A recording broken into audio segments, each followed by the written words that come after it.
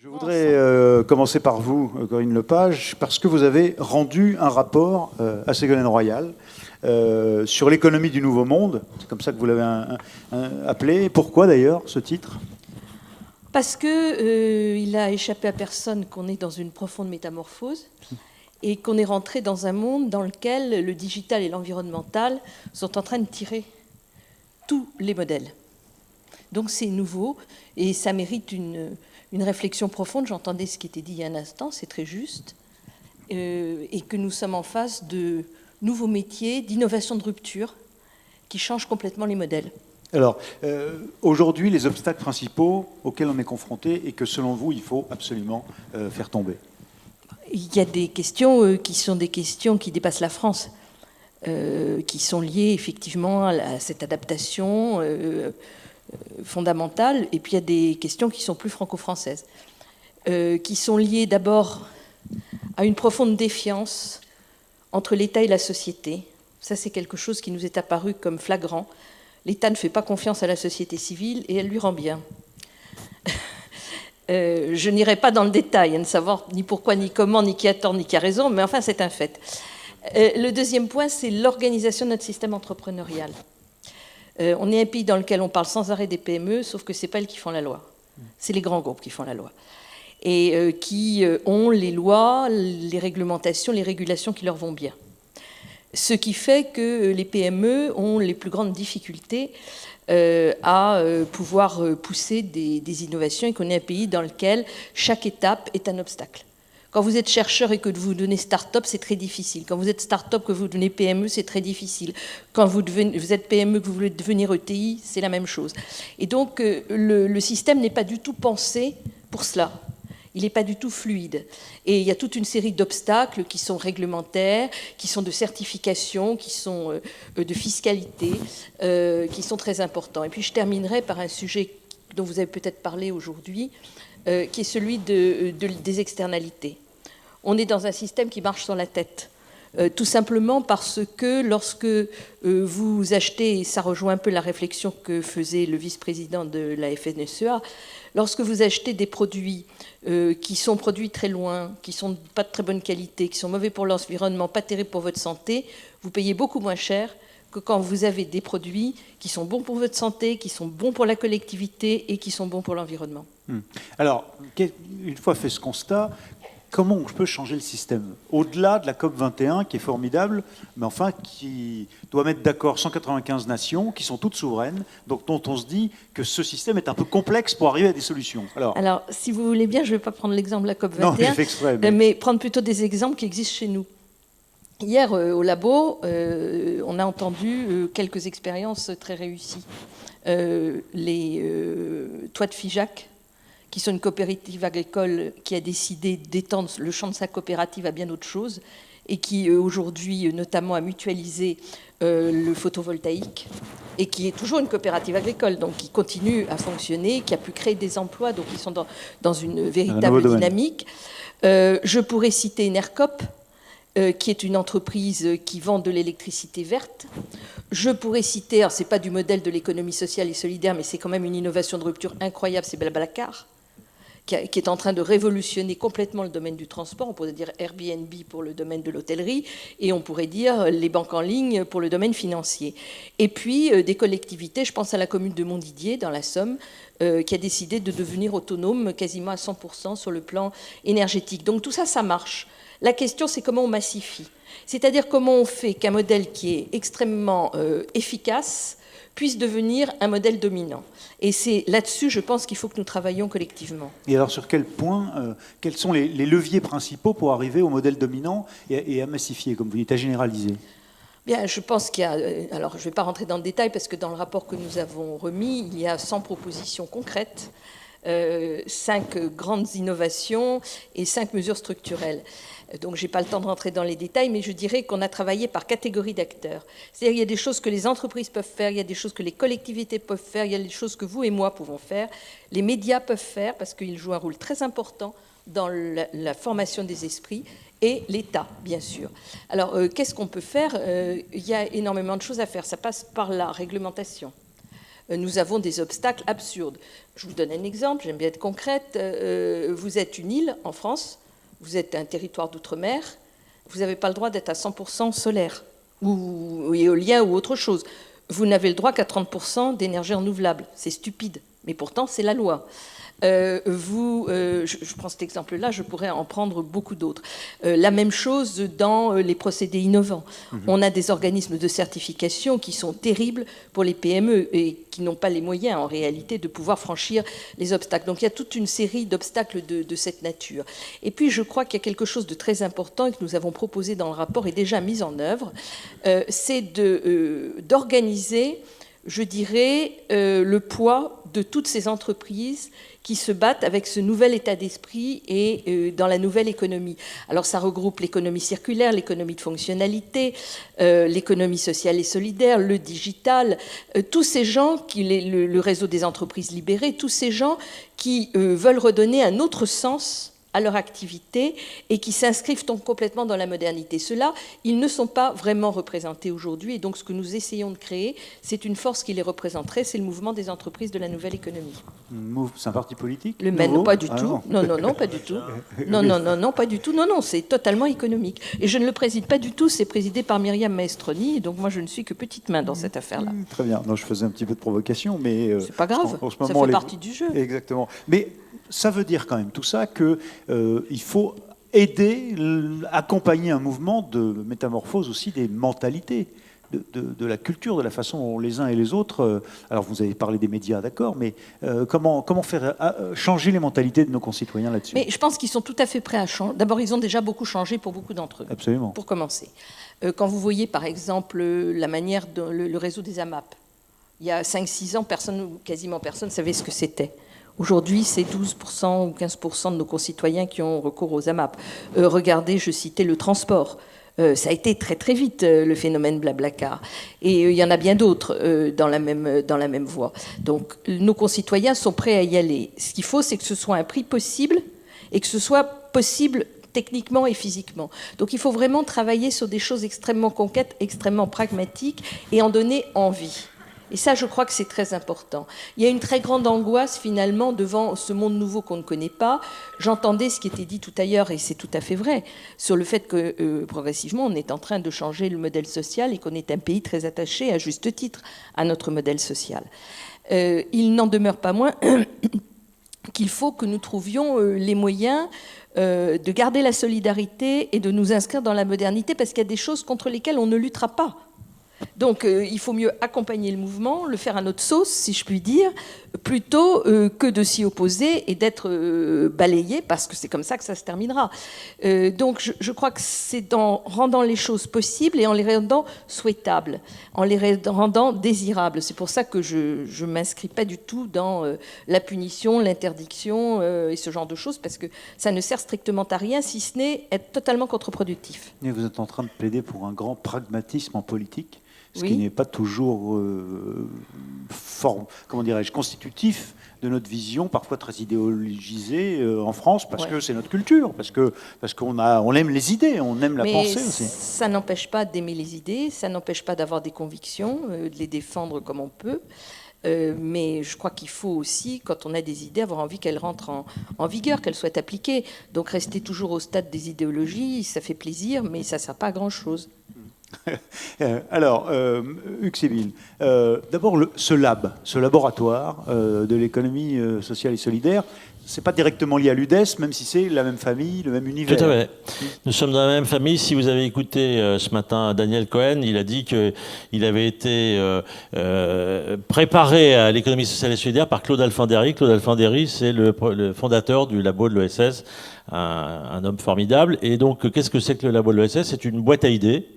C'est un endroit où on essaye, parce que la société va de plus en plus vite, donc il faut essayer de prendre un peu le temps d'y réfléchir et de faire des propositions. Donc nous étions ensemble hier au soir avec Corinne, puisque le labo vient de faire un très intéressant travail sur la transition énergétique citoyenne. En Allemagne, 1000 coopératives de production électrique, 200 000 coopérateurs, 5 milliards d'investissements coopératifs dans l'énergie renouvelable. Donc l'énergie, c'est aussi un sujet pour l'économie sociale et solidaire. Le rôle du labo, c'est de mettre ça sur la table et de dire aux acteurs, saisissez-vous-en, faites ce que vous voulez avec, mais on est là pour vous proposer des idées.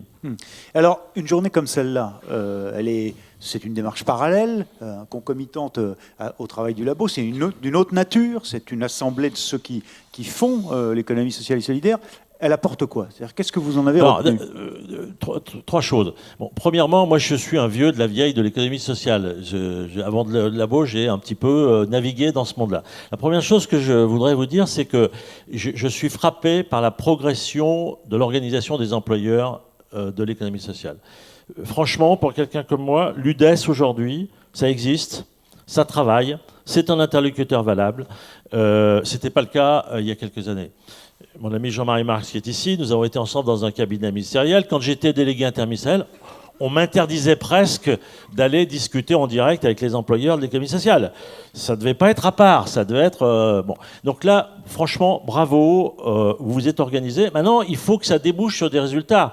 Alors je vais lancer une petite pique dans le jardin de France Stratégie, puisque, chère Sandrine, nous étions ensemble à la Chambre française là. Bien, vous prenez France Stratégie, la France 2025, je suis désolé, mais l'économie sociale et solidaire n'est toujours pas dans le radar. Voilà. Nous ne sommes pas dans le radar. Donc, bravo à l'UDES. Maintenant, il faut continuer. Et deuxième, dans le prolongement de ça, je voudrais vous dire ce qui me frappe aussi, c'est les chiffres qu'on a vus de l'IFOP ce matin sont pour moi incroyables. 70% des Français connaissent l'économie sociale et solidaire. C'est incroyable par rapport à ce qu'on a connu. Donc, moi, je trouve que la bataille de la communication, on l'a gagnée. Est-ce qu'on a pourtant tout gagné? Pas du tout. Parce qu'on a gagné la bataille de la communication, mais on n'a pas encore gagné la bataille des idées. D'abord, ils en ont entendu parler, mais ils savent quand même pas très bien ce que c'est. Il y en a que 25% qui sont capables de dire ce que c'est. Et puis notre économiste de ce matin, le cher Daniel Cohen, super. Mais quand vous regardez les autres économistes, le labo a fait un travail avec les économistes pour leur demander est-ce que vous connaissez l'économie sociale? Qu'est-ce que vous en pensez? C'est quoi? Ça a été publié par Alternative économique. Soit ils ne savent pas ce que c'est, soit ils croient que ça sert, c'est un truc marginal dans un coin, mais que ça puisse représenter ce qu'il a dit ce matin qui est très important, c'est-à-dire une composante de l'économie du Nouveau Monde de Corinne. Franchement, les économistes d'aujourd'hui, c'est pas ce qu'ils nous disent. Donc on est en train de gagner la bataille de la communication, mais on n'a pas gagné la bataille des idées.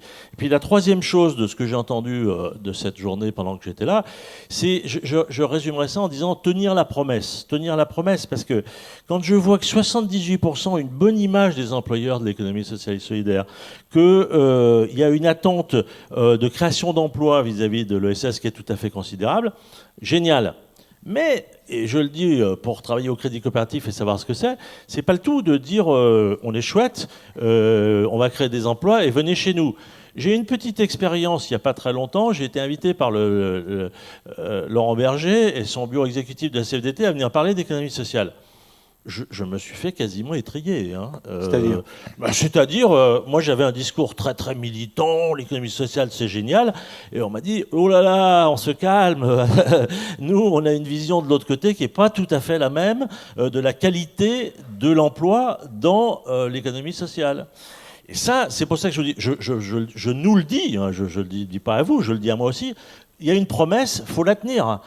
Aujourd'hui, dans le monde associatif, qui représente quand même les gros volumes d'emploi de l'économie sociale, il y a une dégradation de l'emploi. Pourquoi? Parce que les collectivités territoriales externalisent une partie de leurs problèmes vers le monde associatif et que il est sous pression. Oui, l'employeur associatif, il est sous pression. Ben précisément, la solution, c'est quoi pour quelqu'un qui est à la fois face à son président de conseil départemental maintenant, qui est en train de réduire les subventions, et de l'autre côté, son aide à domicile qu'il embauche et à qui il demande, parce qu'il n'a plus les moyens, de payer ses frais de transport, et qui finalement, se retrouve à ne plus gagner sa vie. Tout à fait. Comment il fait? Le président. Le président de la collectivité? Non, pas de la collectivité, de l'association. Ah bah, il est dans une. C'est pour ça que, par rapport aux chiffres très positifs qu'on a entendus ce matin, je dis, on a en même temps un challenge d'être capable de transformer ça, parce que je crois que le concept d'emploi de qualité, il faut qu'on travaille là-dessus. Il y a une notion de responsabilité sociale aussi à nous appliquer à nous-mêmes. Des emplois, oui, des emplois en grand nombre, oui, mais comment on fait pour que ce soit des emplois de qualité? Là, il y a la dimension, on peut en dire un petit mot après si vous voulez, sur territorial, parce que je pense qu'une partie des sujets peuvent se traiter si on n'est pas tout seul sur le point. Mais je dirais une dernière chose, parce que dans ce que j'ai entendu ce matin, depuis maintenant 3-4 ans, nous tous, nous disons démographie, départ en retraite, 600 000 emplois à créer dans l'économie sociale. Oui, mais travaillons-y, parce qu'il faut être attractif. Ça ne va pas se passer comme ça. Il faut bien travailler la gestion prévisionnelle des emplois et des compétences de ces 600 000. Donc ne nous disons pas, c'est bon, rien que les départs en retraite font qu'il y a 600 000 emplois à créer dans le secteur. Il faut y bosser. Non, ce que j'ai entendu avec beaucoup de franchise de votre part, c'est que vous reconnaissez que à la CFDT, par exemple, quand vous parlez de vos valeurs avec cet élan militant, on vous répond oui. Enfin, tu veux représenter le camp du bien, mais commence par bien traiter. On me répond combien de CDD, et comment combien tu de temps partiel, employés. comment s'organisent les relations sociales entre les employeurs et les syndicats, etc. Ce qui est normal. Alors la notion de territoire. Pourquoi est-ce que là, au moment de la conclusion des débats, vous voulez insister là-dessus? Qu'est-ce que ça veut dire? C'est quoi l'enjeu là? C'est la nouvelle carte des régions? C'est quoi? L'enjeu, ça je trouve que Cohen l'a peut-être pas assez dit, c'est que dans cette émergence de l'économie du nouveau monde, il y a une notion d'économie territoriale, beaucoup plus forte qu'avant. Parce que finalement, il y a la mondialisation d'un côté, donc il y a les grands espaces du développement économique, et puis après, il y a beaucoup de choses qui se jouent sur le territoire. Et sur le territoire, on peut aussi desserrer des contraintes. Donc là, j'avais prévu de dire 3 mots sur ce qui s'appelle les pôles territoriaux de coopération économique. Qu'est-ce que c'est? C'est parti de se dire, il y a les pôles de compétitivité, on va faire quelque chose. Les pôles de compétitivité, c'est quand même la grande industrie, les grands centres de recherche. On va faire quelque chose qui sera beaucoup plus de l'économie de proximité, avec de l'économie sociale dedans. Donc ça consiste à ce que des acteurs se regroupent, donc des gens de l'économie sociale, des gens de PME, des gens de formation, des gens d'université, pour travailler sur un bassin à développer un certain nombre de projets. Corinne vient de parler de la ferme de Figeac. La ferme de Figeac, elle est devenue un pôle territorial de coopération économique. Au départ, elle fait de l'agriculture, puis elle se met à faire de l'énergie, puis maintenant elle travaille sur la mobilité des gens sur son territoire, et donc elle travaille avec d'autres, elle n'est plus seulement la coopérative, c'est-à-dire qu'on se met à plusieurs, et Figeac, par exemple, a levé en 3 mois 2,3 millions pour financer son parc éolien, c'est-à-dire en s'appuyant sur la population locale. Ouais. Et Figeac, c'est pas le département des Hauts-de-Seine, hein. C'est pas le plus riche de France, c'est ça que vous voulez nous dire. C'est pas le plus nombreux, si c'est pas le plus riche de France. Mais... Donc ce qu'on voit, c'est que localement, il peut se constituer des alliances, des partenariats pour faire des choses. Autre exemple, Romans, dans la Drôme, où il y a un pôle territorial de coopération. La chaussure, je ne sais pas si vous vous souvenez, la chaussure, c'était à Romans l'activité principale. Et là, elle est tombée. Ils sont en train de la reprendre, mais tout à fait autrement, avec des petites unités, travaillant avec des entreprises d'insertion et en mettant des gens ensemble autour de la table. Et ça, je pense que ça intéresse l'économie sociale et ça intéresse l'UDES, ça intéresse les employeurs, parce que ça veut dire aussi qu'il faut pouvoir inventer des parcours, des modalités finalement de protection des salariés qui sont à un certain moment salariés, à d'autres moments pas salariés, pour qu'au fond ils aient quand même une certaine sécurité, tout en ayant une certaine flexibilité sur le territoire. Donc ça, c'est un gros sujet. Je sais qu'il y a une mutuelle de travail associée qui est en train de se rechercher actuellement, qui s'appelle Bigre. L'UDES doit regarder ça d'assez près. Comment, de plus en plus, autour de nous, on en a parlé ce matin, les gens, ils ne sont pas salariés à vie. Ils ont des périodes de leur vie où ils sont auto-entrepreneurs, après ils ont un contrat provisoire, après ils sont salariés. Comment s'assurer? C'est notre vocation. Nous, on est humaniste, on croit à une certaine vision humaine des rapports du travail. On doit inventer des solutions de protection des personnes et de ne pas les laisser tout seuls dans ces parcours. Et cette capacité à inventer ces nouveaux modèles, vous les menez au sein de l'organisation elle-même, mais avec le patronat dans son ensemble, avec les pouvoirs publics dans les négociations. Tout à fait, avec les acteurs de l'économie sociale, mais avec tous les autres qui ont envie de travailler pour essayer de se mettre autour de la table et inventer ces solutions. Et ça, de ce point de vue-là, la France, parce que j'entendais parler tout à l'heure le médecin qui était là d'optimisme, moi je suis aussi à fond pour être optimiste, parce que ce qui est pessimiste, c'est la strate du haut. Mais quand on va sur le terrain, ce qu'on a entendu hier soir, les 3 exemples qu'on a, mais on repart, on est gonflé. Franchement, ce qui se passe sur le terrain en France aujourd'hui, c'est magnifique. Le problème, c'est ce que j'ai écrit un jour dans un article, c'est qu'il y a un plafond de verre. Donc en bas, il se passe des tas de trucs, mais à un moment, ça ne remonte plus.